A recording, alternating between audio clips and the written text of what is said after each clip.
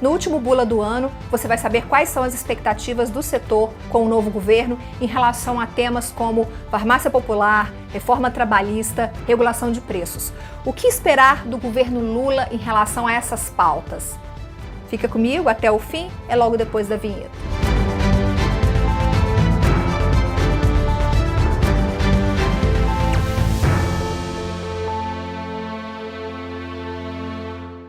Olá, seja muito bem-vindo e muito bem-vinda ao canal da Ascoferj no YouTube. Está começando um Bula Legal, o último Bula Legal do ano, e hoje a gente vai saber quais são as expectativas do setor com o novo governo a partir de 2023. Mas antes, quero te pedir para se inscrever no canal, ativar o sininho das notificações e também já deixar o seu like nesse vídeo. Isso é super importante para a gente seguir com o nosso trabalho aqui no YouTube.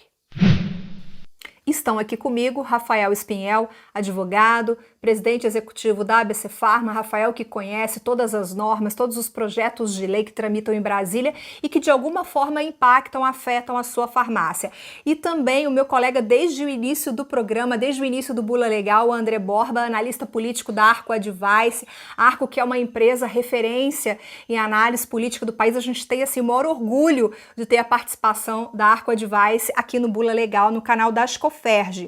Bom, Rafael, André, último programa do ano, mas a gente já está ligado em 2023, principalmente por causa das mudanças políticas que estão vindo por aí, que é o principal tema do nosso programa hoje. E eu já começo com a participação do Rafael. Rafael, você chegou a comentar comigo que a mudança de governo traz muitas expectativas para o varejo farmacêutico. Uma delas é a recomposição do farmácia popular, que desde 2017 vem perdendo investimentos do governo federal. O que a gente pode esperar, melhor dizendo, dessa recomposição em relação ao novo governo que vem aí agora em 2023, a partir de 2023? Olá, Viviane, André, todos que nos assistem, um prazer estar aqui com vocês novamente. De fato, um ponto essencial será a recomposição do orçamento para a continuidade do programa, Viviane. Isso se deve, por quê? Pois para o próximo ano, o projeto de lei que foi encaminhado pelo Poder Executivo ao Congresso Nacional, ele propôs uma dotação orçamentária, ou seja, o que é destinado para o programa, um valor substancialmente menor daquele que foi para o ano de 2022. Vejam que, com relação ao sistema de gratuidade, nós tivemos uma redução de 58% comparado ao ano de 2022. Já com relação à modalidade do copagamento, essa redução ela foi na ordem de 60%, razão pela qual a recomposição do orçamento no programa Farmácia Popular para o ano de 2023 tem sido uma das prioridades que está sendo tratada pela equipe de transição do novo governo. A perspectiva, Viviane, é que parte dos recursos que sejam, porventura, liberados com a aprovação da proposta de emenda constitucional da transição, acho que muitos estão vendo essa discussão hoje no cenário, né, no parlamento, ela seja utilizada para o programa. E a partir desta recomposição, o novo governo ele poderá implementar novas medidas para assegurar não somente o maior controle e eficiência do programa, mas, sobretudo, planejar a possibilidade da inclusão de novas moléculas, bem como novos credenciamentos de estabelecimentos. Portanto, questão prioritária desse novo governo é tratar da recomposição para que você tenha uma perspectiva para os próximos anos, não apenas na continuidade, mas no aprimoramento do programa. E vocês têm uma ideia de valores? Por exemplo, olha, a gente está pedindo uma recomposição de tantos bilhões, tem esse número? Sim, temos. Com relação à proposta que foi enviada, a gente tem uma defasagem com relação à modalidade de gratuidade na ordem de 1,4 bilhões. Já com relação à dotação orçamentária destinada à modalidade copagamento, nós temos uma defasagem de 373 milhões, ou seja, essa recomposição, ela parte numa ordem de 1,7 bilhões para que você tenha uma perspectiva com relação ao orçamento para que você tenha a continuidade do programa. Bom, estamos então na expectativa de que o programa consiga obter essa recomposição, porque o programa Farmácia Popular é um programa muito importante para o varejo farmacêutico. Inclusive, a gente tem outros vídeos, até do Rafael, aqui no canal, falando sobre isso. Vou aproveitar e coloco aqui o link para você assistir. Então, tomara que realmente o setor consiga que o programa ganhe esse novo gás aí, porque ele vem realmente passando por um momento difícil. Rafael, agora eu queria comentar com você sobre a reforma trabalhista, que também foi um tema muito comentado, muito citado aí nessas eleições, nas propostas de governo. Você acha que existe mesmo uma possibilidade real de alguns pontos da reforma trabalhista serem anulados? E quais seriam as consequências disso para o setor, para as empresas em geral? Tá certo. Veja só, Viviane, durante a campanha eleitoral, o presidente eleito Luiz Inácio, ele manifestou a intenção de revogar a reforma trabalhista e ele fez, a partir dessa transição com relação à sua campanha, uma mudança. Ele saiu de uma tendência de revogação total para uma revogação dos marcos regressivos, né? E, de fato, o presidente eleito, ele pode propor uma nova legislação trabalhista, com sugestões de novos artigos, ou até mesmo a exclusão de alguns pontos que já estão vigentes na nossa CLT, né? Porém, é importante a gente reforçar e ressaltar para quem nos assiste que esse processo, ele passa obrigatoriamente por uma discussão no Congresso Nacional. Nesse sentido, é importante, né, analisar como o novo governo ele enxerga essas mudanças e quais seriam, de fato, na visão desse governo, o que ele pensa como o marco regressivo, ou seja, o que de fato ele entende dentro da reforma trabalhista que precisa de uma nova análise ou eventualmente de uma mudança, de uma alteração específica. Partindo dessa linha, a gente pode trazer alguns pontos que já foram até mesmo externados publicamente, que seriam uma tendência de alteração e discussão nesse novo governo. A exemplo do retorno da ultratividade nas negociações coletivas. O que seria essa ultratividade? Uma vez que você tenha uma negociação coletiva, enquanto não houvesse uma nova negociação, um novo acordo coletivo, aqueles direitos que foram trazidos nessa negociação, eles permanecem. Este ponto específico foi objeto de alteração na reforma trabalhista. O novo governo entende necessário fazer uma análise, uma revisão com relação a esse ponto. Um outro ponto que já foi colocado se diz respeito à modalidade de contrato intermitente. Para o novo governo, é interessante também fazer uma análise com relação a esse modelo, não necessariamente uma revogação, mas uma atualização com relação ao seu conceito, a natureza de como ele foi estabelecido. E, por fim, ele entende necessário fazer uma nova revisão com relação aos acordos, né, individuais de contratos que são permitidos, em razão da reforma trabalhista, entre empregador e empregado. Para este novo governo, ele entende que é necessário fazer a inclusão das entidades sindicais nessa modalidade, a fim de você ter um maior equilíbrio com relação a esta negociação. Rafael, esses pontos serão objeto de reforma, ou seja, eles serão alterados. Isso passa, como eu coloquei anteriormente, de uma discussão ampla, né, no Congresso, mas a tendência é que, de fato, pontos específicos sejam realmente discutidos pelo novo governo. Lembrando, Viviane, que a reforma trabalhista, entrando agora na sua pergunta, ela representou um novo paradigma, melhor, nas regulamentações das relações, tanto individuais e coletivas do trabalho.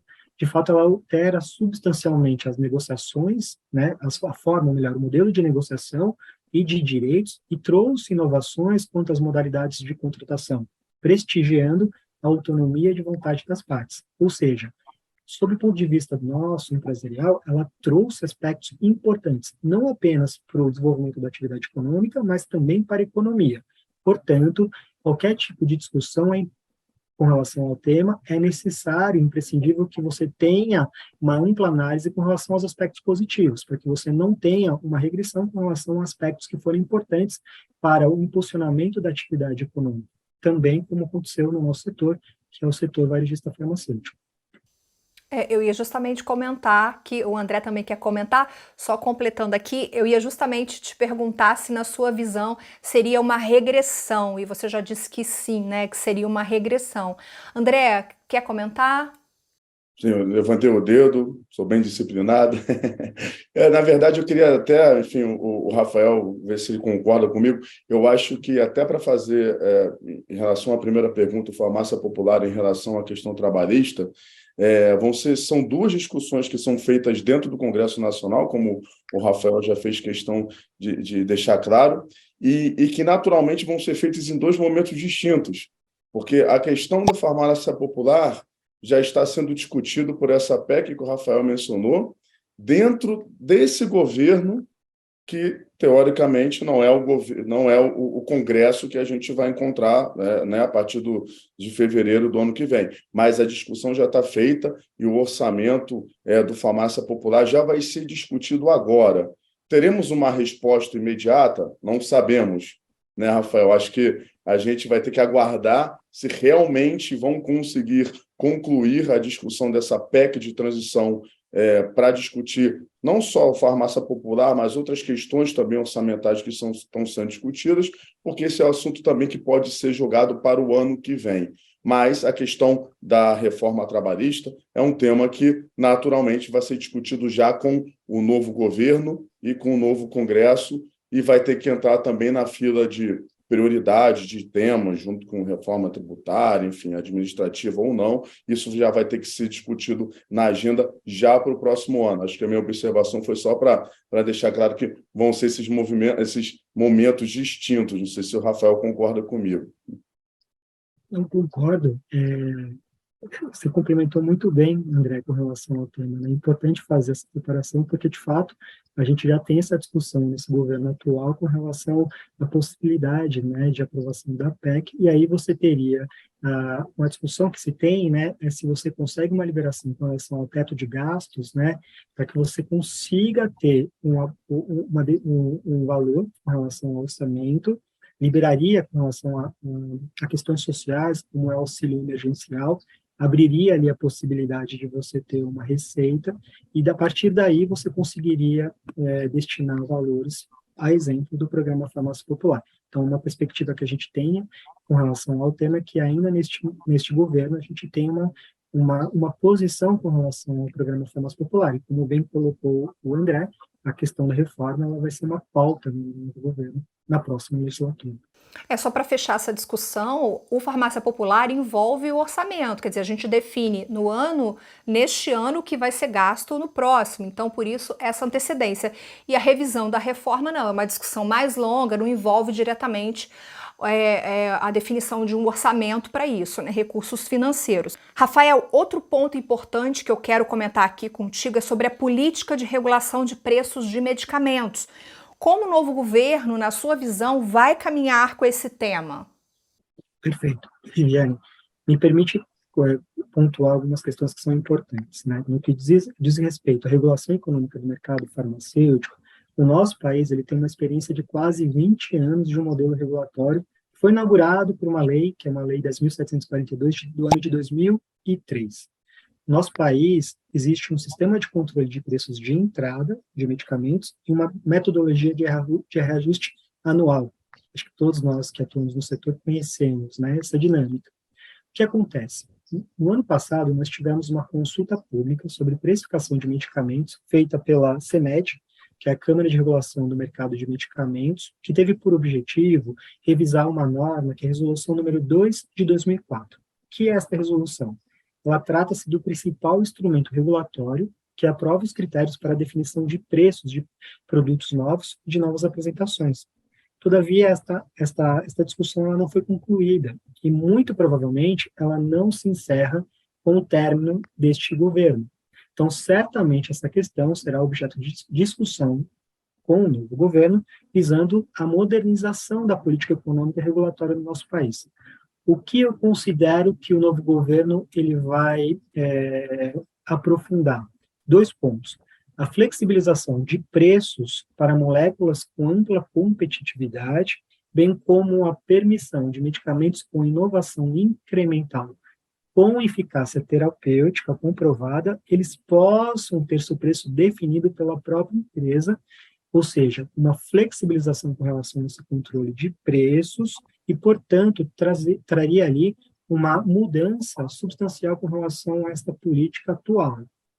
Qual é a perspectiva, né, com relação a este novo governo? Que esse assunto seja retomado. Entendo que é uma pauta importante e prioritária do setor, né, farmacêutico, em especial, e da indústria, e acredito que, ainda a despeito de ser um governo com uma posição, uma ideologia muito mais social, ele vai trazer uma linha de uma discussão muito técnica com relação ao tema, porque envolve fatores extremamente importantes com relação à economia, inovação, possibilidade de você ter recursos para que tenha uma estímulo à competitividade dentro do nosso cenário do nosso país. Então, a tendência é que essas discussões sejam continuadas e aprofundadas com a entrada do novo governo. Né? Mais um tema aí para a gente acompanhar. Um dos pleitos da ABC Pharma, juntamente com outras entidades, é criar agora, né, a partir do próximo ano, a Frente Parlamentar em Defesa da Farmácia. Rafael, como seria a atuação dessa frente? O cenário, André, ele tem um amplo conhecimento, a gente percebe no cenário do Congresso frentes parlamentares de interesses que são importantes, pautas importantes para o nosso país. Você tem uma frente parlamentar, por exemplo, do comércio, do empreendedorismo, e pensando nisso, e pensando na importância do setor, o que ele representa para o cenário, não só econômico, mas para a saúde da população, as entidades ligadas ao varejo farmacêutico, como é a ABC Pharma, como é a Ascoferd, entende relevante ter dentro do Congresso Nacional uma frente parlamentar de defesa às farmácias, para que pautas, a exemplo como aconteceu da possibilidade de MIPs e da venda de MIPs em supermercados, seja amplamente discutida com os atores políticos, para que você tenha uma sensibilização e um conhecimento mais profícuo com relação aos impactos de propostas, né? E como isso se dará? A ABC Pharma, ela se propôs a coordenar isso, ela está convidando as entidades, né, setoriais, para que a gente possa, em conjunto, trabalhar para que, definindo stakeholders, atores políticos, a gente consiga ter um cenário de que haja uma instalação de uma frente parlamentar. A partir daí, a gente trazer e sugerir pautas importantes para o setor, não só de uma defesa com relação ao setor, mas propositiva. O que a gente entende que é importante no cenário para o desenvolvimento do varejo farmacêutico, para a saúde do nosso país? Vamos falar, por exemplo, de ampliação dos serviços farmacêuticos, desoneração tributária, a importância da farmácia e da atenção farmacêutica, são temas importantes que a gente entende que deve levar e aproximar cada vez mais com os parlamentares.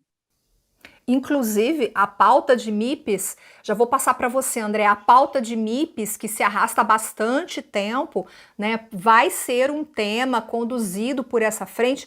Mas assim, Rafael, como você acha, com a sua experiência, com o que você vem acompanhando, como você acha que o Congresso vai conduzir essa pauta em 2023, essa pauta dos MIPs, a possibilidade de os medicamentos isentos de prescrição serem vendidos em supermercados? A gente já falou desse tema várias outras vezes em outros programas, mas ele está aí ainda, essa pauta continua. Ela continua, vale a gente fazer rapidamente um retrato. Recentemente nós tivemos um projeto, que é um projeto de lei 1774 de 2019, que resultou numa intensa discussão na Câmara dos Deputados, todos nós acompanhamos. O projeto, ele encontra-se numa comissão, que é a Comissão de Seguridade Social e Família. A tendência é que ele seja arquivado diante da iminência do término dessa legislatura, mas, todavia, é importante registrar, Viviane, que o autor do projeto, que é o deputado de Goiás, Agostinho da Focus, ele foi reeleito. Portanto, existe uma possibilidade, uma tendência, até mesmo do contexto histórico de como acontece na dinâmica com relação a esse assunto no parlamento, que ele seja reapresentado, né? Que ele seja novamente levado à sua discussão no parlamento. E é importante também considerar, né, o retrato de como foi a atual composição do Congresso Nacional. Nós tivemos um parlamento hoje com um aumento significativo de atores políticos, com viés mais liberal. Então, não é tão somente importante fazer um mapeamento uma análise com relação à tendência da representação, mas também a atuação setorial, no sentido de sensibilizar cada vez mais os parlamentares a respeito desse assunto. E aí a gente tem aquela conexão com o que a gente propõe com relação à frente parlamentar. Tendo um fórum dentro do parlamento no qual a gente possa aprofundar esse tema, levando aspectos que são importantes, a exemplo dos potenciais riscos ao sistema de saúde, trazendo atores de perfis, pessoas que possam levar as suas posições aos parlamentares, entendemos que projetos como esse serão melhores avaliados pelos parlamentares, ainda que sejam representados. André. Bom, na verdade, eu queria fazer uma observação que até o Rafael já comentou. Eu acho que a gente vai ter eu acho que o governo ele tem o seu papel, né? O governo, o Poder Executivo, a Presidência da República, o Ministério, e o Congresso Nacional também tem o seu papel, e é cada dia mais preponderante, mais importante, mais proativo. Então, em que pese a gente perder, nesse primeiro ano de mandato, um período onde a gente vai ter uma legislação, uma eleição para a presidência de Câmara e Senado, a gente vai ter toda uma formação nova das composições, das comissões permanentes, das comissões temáticas que discutem por onde passam os projetos de lei, tanto no Senado quanto na Câmara dos Deputados. Na Câmara isso ocorre anualmente, no Senado a cada biênio, então a gente vai ter uma reestruturação muito importante já com esse novo parlamento, que o Rafael bem mencionou, que tem uma característica bem mais liberal do que o atual.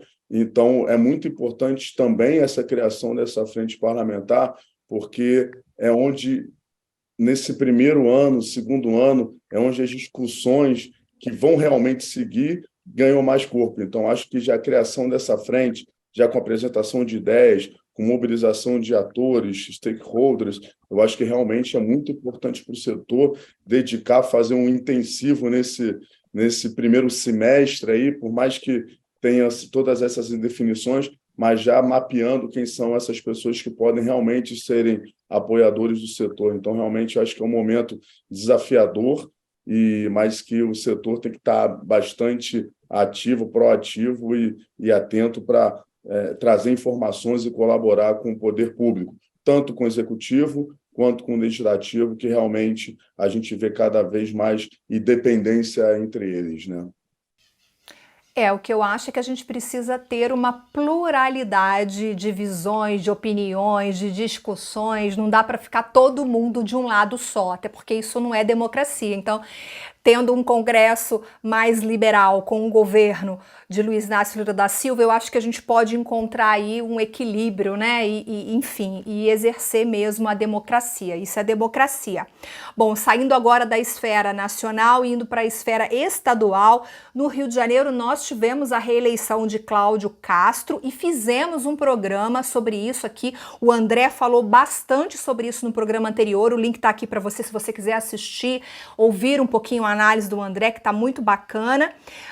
E aí nós tivemos nessas últimas semanas, né, André, alguns movimentos importantes em determinados projetos. O primeiro que eu quero pontuar contigo é o projeto de lei 65 de 2019, que obriga as farmácias do estado do Rio de Janeiro a manterem à disposição dos consumidores compêndio de bulas de medicamentos.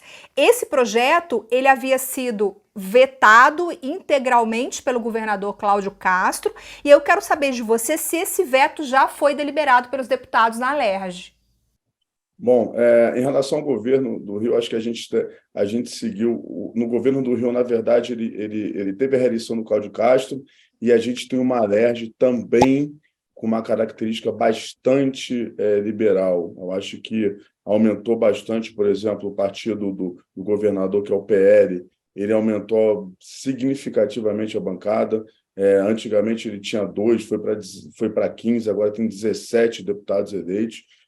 Então a gente vê que o Cláudio Castro ele tende, nesse segundo mandato, a ter muito apoio da Assembleia Legislativa. Sobre esse projeto, sim, ele foi vetado, sob até a argumentação de uma forma liberal, que isso você não pode impor à iniciativa privada determinadas obrigações, entre aspas, um veto de um governador e precisa retornar e ser votado em 30 dias, mas todos nós sabemos que existem prazos que nasceram para não serem cumpridos, como esse caso. Acho que esse veto vai sim ser analisado, muito provavelmente no fim desse ano, se não no início da próxima legislatura, e a tendência é que seja... A gente já criou essa cultura de analisar vetos, o que a gente não tinha até 2016. Então, a gente vai analisar esse veto, ou o projeto vai ser arquivado, ou ele vai ser sancionado. Eu quero chamar a atenção também para um outro PL, que é o 627, também de 2019. Esse PL foi sancionado, transformado em lei no último dia 10 de novembro de 2022. Só para recordar, esse PL determinava a fixação em farmácias de manipulação da resolução 1407, aquela que proíbe a venda e comercialização do produto MMS. A gente também já comentou isso aqui. O MMS é o Miracle Mineral Solution, no português, suplemento mineral milagroso. Bom, e agora, André, quanto tempo as farmácias têm para colocar essa resolução à disposição? Quer dizer, para cumprir a lei e deixar essa resolução à disposição do consumidor? Na verdade, como algumas leis que são feitas, deixou em aberto. Provavelmente, teoricamente, uma lei, né, quando era aprovada, se não tiver uma determinação de uma data para entrada em vigor, para sua regulamentação, ela já está, a partir de agora, vigente. Nessa lei não há uma determinação sobre isso. Então, teoricamente, ela está vigente, mas com certeza virá alguma regulamentação dela posteriormente sobre isso. Eu acho que uma dúvida também que esse tipo de aviso pode ser em forma de cartaz. Então, a gente realmente... a lei foi aprovada, ela já está em vigor, só que isso vai ter que ser discutido posteriormente de como realmente vai ser o deadline, né, a data final para que os estabelecimentos possam se adequar. O principal recado disso é que a venda desse produto MMS é terminantemente proibida em todas as farmácias de manipulação do Brasil. É isso que importa para você saber. No âmbito municipal, temos dois importantes projetos também, né, que andaram. O PL 567 de 2021, que dispõe sobre o estímulo à logística reversa de resíduos sólidos por meio da criação de unidades privadas de gerenciamento. Esse PL foi sancionado no dia 9 de novembro e se tornou lei. Você tem informações, André, detalhadas do que prevê essa lei, de quando ela vai entrar em vigor? Então, isso também é uma lei que ela foi sancionada no dia 11 de novembro seguinte, né, 2 dias após, mas nela já prevê que há necessidade de uma regulamentação. Então, a gente vai ter que aguardar com que essa lei seja regulamentada, não há um prazo específico, sobretudo porque se trata de um estímulo, de um fomento. Não é nessa lei deixa claro que o município vai estimular os entes privados a fazerem esse tipo de ação. Então, isso vai precisar ser regulamentado, independente das obrigações já naturais que tem relacionado à logística reversa que os estabelecimentos já possuem. Então, a gente realmente tem que aguardar uma regulação. Nesse sim ficou claro que precisa de uma regulamentação e a gente vai ter que aguardar essa regulamentação. No momento, não há nada especificado, mas assim que tiver, a gente vai estar de olho e vai informar para vocês.